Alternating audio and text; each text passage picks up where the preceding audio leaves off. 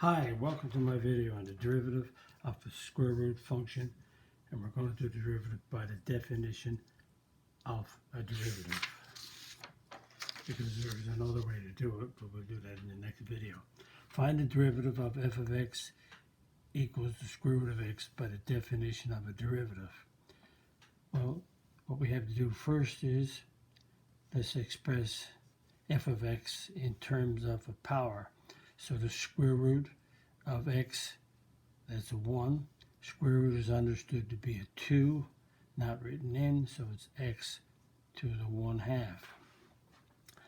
Now, the definition of a derivative is defined as f prime x equals the limit as h approaches 0 of the f of x plus h, subtract the f of x divided by h. So the derivative is the instantaneous rate of change of the one value, which is the y, in terms of the x.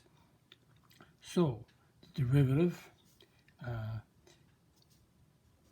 limit as h approaches 0. So right here, f of x plus h, we put x plus h in the place of x. So we have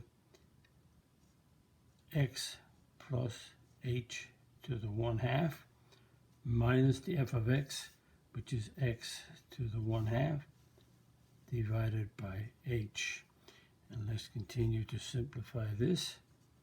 So what we have is that this is, in order to simplify this, we have to have an h on the top in order to cancel this h out. So because this is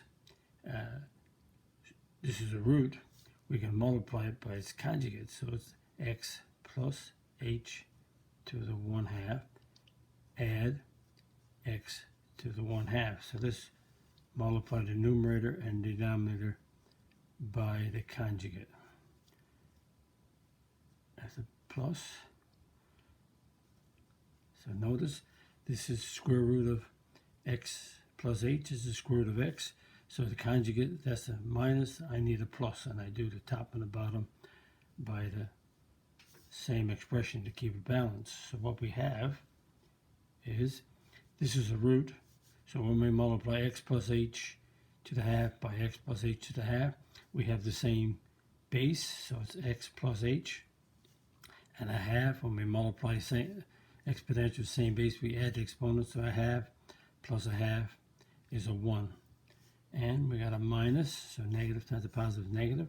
X to the 1/2 times x to the 1/2, again same base, keep the base x, and we add the exponents. A 1/2 plus a 1/2 is 1.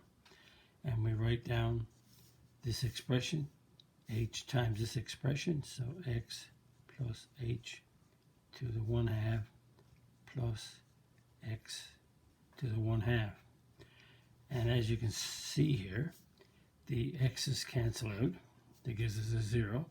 So now we're left with h and h on the bottom. So I'm just going to write that down again.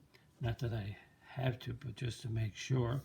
This is, the x's cancel out because they're plus and minus. So this is h times, okay, there it is.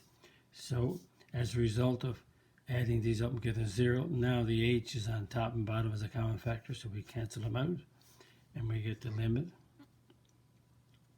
as h approaches 0 of 1 over x plus h to the 1/2 and x to the 1/2. So as h approaches 0, we get 1 over h approaches 0, we get 0, so that's a 0 here, so that's x to the 1/2 right here, plus x to the 1/2. So we get